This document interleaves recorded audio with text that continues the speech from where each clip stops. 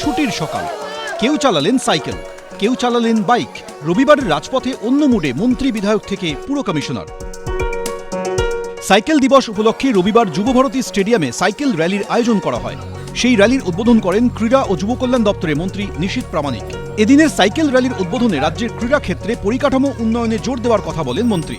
মাননীয় প্রধানমন্ত্রী মনে করেন যে প্রত্যেকটা সুস্থ শরীরে এক একটা সুস্থ মনের বাস, অর্থাৎ প্রত্যেক দিন অন্তত আমাদের দৈনন্দিন জীবনের রুটিন থেকে আধা ঘন্টা সময় বের করে আমাদেরকে বিভিন্ন ধরনের যে এক্সারসাইজ সেটা করা উচিত, বিভিন্ন ধরনের ব্যায়াম করা উচিত।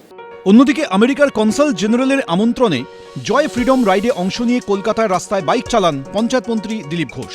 পাশাপাশি বিশ্ব সাইকেল দিবসে বেহালায় সাইকেল র্যালিতে অংশ নেন দুই বিজেপি বিধায়ক ইন্দ্রনীল খাঁ, শঙ্কর শিকদার।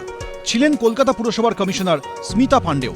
প্রধানমন্ত্রী মাননীয় শ্রী নরেন্দ্র মোদীজি যেভাবে করে ফিটনেসের ওপর, ফিট ইন্ডিয়া মুভমেন্টের ওপর, খেলো ইন্ডিয়া মুভমেন্টের ওপর বারবার করে যুব সমাজকে বিশেষ করে যারা এখন আমাদের যে ওয়ার্কিং এজে যারা আছেন প্রত্যেকে যাতে আমরা ফিট থাকতে পারি, প্রত্যেকে যাতে আমরা হেলদি থাকতে পারি, অসুখের আগের যে স্টেজটা যাতে আমরা সুখে থাকতে পারি, যাতে আমরা সুস্থ থাকতে পারি, তার জন্য নানা ধরনের যে আমাদের সেটা স্পোর্টসের মাধ্যমে হোক, যোগার মাধ্যমে হোক, সাইক্লিংয়ের মাধ্যমে হোক, বিভিন্ন যে হ্যাবিটসগুলো আছে ফিজিক্যাল অ্যাক্টিভিটি বাড়ানোর জন্য সেগুলোর উপর বিশেষ জোর দিচ্ছেন সম্মানীয় প্রধানমন্ত্রী।